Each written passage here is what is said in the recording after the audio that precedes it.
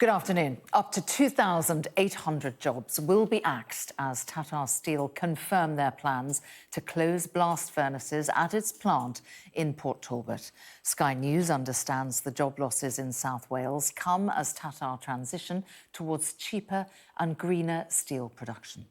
In a statement, they said the transition at Tata Steel's UK operations is subject to consultation, but could be expected to result in up to 2,800 potential job losses across the business, out of which around 2,500 roles could be impacted during the next 18 months.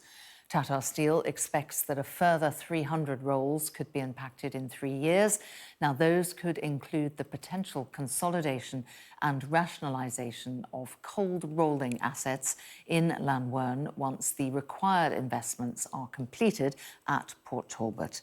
Throughout the proposed restructuring, Tata Steel remains committed to maximising voluntary redundancy before seeking any compulsory reductions. Tata Steel will support all of those potentially impacted through a comprehensive support package. Meanwhile, the community and GMB unions have said more than 3,000 jobs and the future of British steelmaking is at stake. It's an absolute disgrace that Tata Steel and the UK government appear intent on pursuing the cheapest instead of the best plan for our industry, our steelworkers and our country. It's unbelievable any government would give a company £500 million to throw 3,000 workers on the scrap heap, and our government must reevaluate its miserly offer to support investment at Tata Steel. Tata Steel and the UK government must reconsider their positions in order to safeguard the future of British steelmaking and head off a major industrial dispute. The coming weeks will put Tata's values to the test. Well, despite this announcement, the Prime Minister says he is committed to steelmaking in the UK. Well, I know, first of all, that it will be a worrying time for everyone affected, and because it's a commercially sensitive matter, people appreciate there's a limit to what I can say. But what I can tell you is we are absolutely committed to steelmaking in the UK, and that's why the government provided £500 million to support Tata.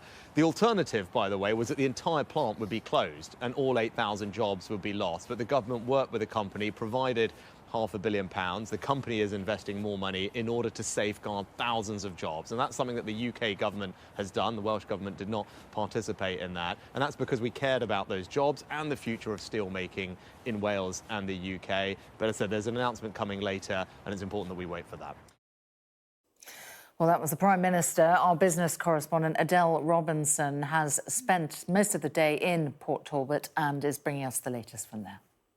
It was described to me earlier, this steelworks is part of the very heart of this community. It's part of the DNA of the people here. For many of them, it's all they've ever known. They have whole generations, multiple generations of families, rather, that have worked here over decades and are still working here. It has also been described that with the closure of these two coal-powered blast furnaces, by the end of this year, that it will make this site and this area an industrial wasteland. But as you say, this was inevitable. Inaction was not an option. Tata Steel here in Port Talbot was operating, competing against the likes of a cheap Chinese steel market. And so something had to be done. They argued that this was a financial decision as well as that move towards a greener steelmaking for the UK. We've had a statement in from the Welsh Government and they have said this: today's announcement leaves thousands of workers and their families in Tata Steel and across the wider supply chain facing an uncertain future. In choosing not to pursue a modern industrial strategy with steel at its core, the UK government has damaged our ability to create the long-term, reliable growth that would turn net zero measures into more sustainable green jobs in Wales. It is our firm view that the Prime Minister and his cabinet do have levers at their disposal that could prevent the worst-case scenario and the scale of economic loss that we now face.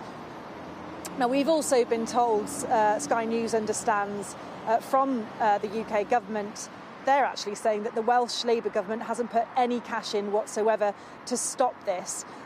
They've also said that this deal sources have said that this deal actually saves many more jobs than people potentially realise, that at one point the deal on the table was to completely close the site with a loss of many, many more jobs, and that this is actually good news for the taxpayer. Now, that's what the UK government are saying. Welsh government saying something completely different. Unions as well also saying that this isn't good news for the steel making market here in the UK, that it makes them more vulnerable, that we will now become more reliant on imports, and as a result that's not good news for the idea of national security in the longer term. They've also said as well that they will be fighting for every single job.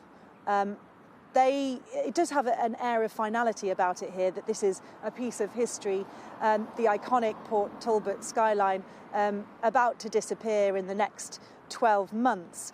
The unions have different ideas. They're not going to take this lying down. They are fighting for their existence, they say, in this community, and they have said that they will be balloting their members and that strike action is not off the table.